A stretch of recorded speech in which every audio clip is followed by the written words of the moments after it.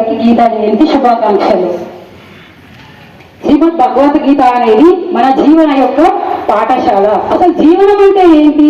ఒక క్షణం పాటు మనం అందరం ఆలోచించి చూస్తే ఏమిటి జీవితం అంటే, ఒకరికి ఉద్యోగం సంపాదించడం కోసం జీవితం, ఒకరికి డబ్బు సంపాదించడం కోసమే జీవితం, ఒకరికి అధికారం సంపాదించడం కోసమే జీవితం, ఇంకొకరికి కీర్తి ప్రతిష్టల కోసం జీవితం, ఇంకొకరికి ఇల్లు కట్టుకోవడం కోసం, కొందరికి గౌరవంగా బ్రతకడం కోసమే జీవితం, కొందరికేమో సమయం గడిపేయడమే జీవితంగా సాగుతుంది. మరి నిజంగా జీవితం అంటే దేనికోసం ఉంది?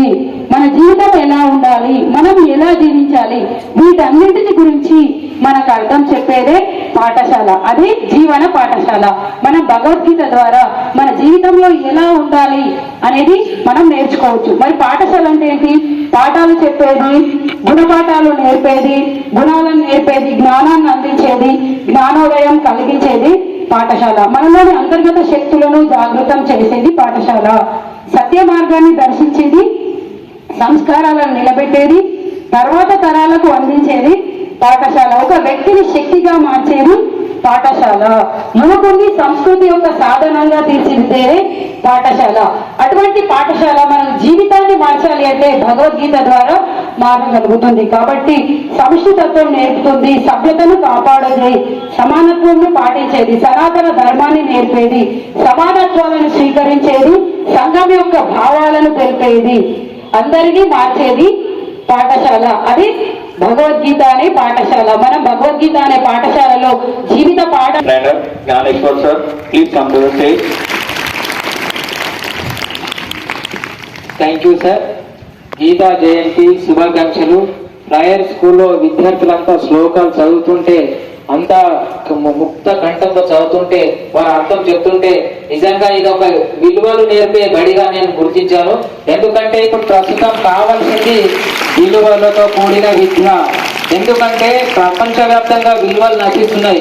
కాబట్టి భగవద్గీతలో మనం చూడండి, కౌరవులు పాండవులు ఉంటారు. కౌరవులు ఎంతమంది ఉంటారు? పాండవులు ఎంతమంది ఉంటారు?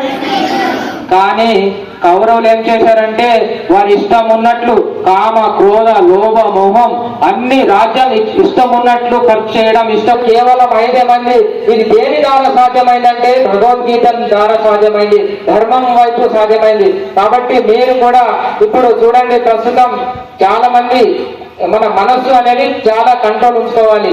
చెడు వైపున మా భగవద్గీత నుండి మీరు నేర్చుకోవాల్సిన విషయం అంటే చెడు వైపున ఆకర్షించవద్దు. చెడును మనం ఆకర్షిస్తే చాలా మనం ప్రమాదం కొని తెచ్చుకుంటాం. కాబట్టి మీరందరూ కూడా మంచి వైపే ఉండాలి. చూడండి, రామ్ కృష్ణ హరి అంటారు. రాముడు ఇప్పుడు ప్రస్తుతం మనం ఎలా ఆచరణ ఉంటాం పిల్లలు చెప్పారు కదా. ఇప్పటికి మనకి ఇక్కడ దీంట్లో 18 అధ్యాయాలు మరియు 570 శ్లోకాలు ఉన్నాయి.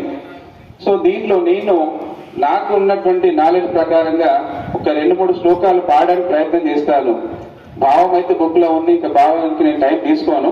సో ఒక 2-3 శ్లోకాలు. ప్రతిబోధిత భగవత నారాయణేన ధ్వజం వ్యాసేన గదిత పురాణ మునినా మధ్యే మహాభారతం అద్వైతామృతవర్షిణి భగవతి అష్టాదశాధ్యాయాహార విహారస్య యుక్తచేతస్య కర్మణి యుక్తస్వప్నావబోధస్య యోగీ భవతి కచన.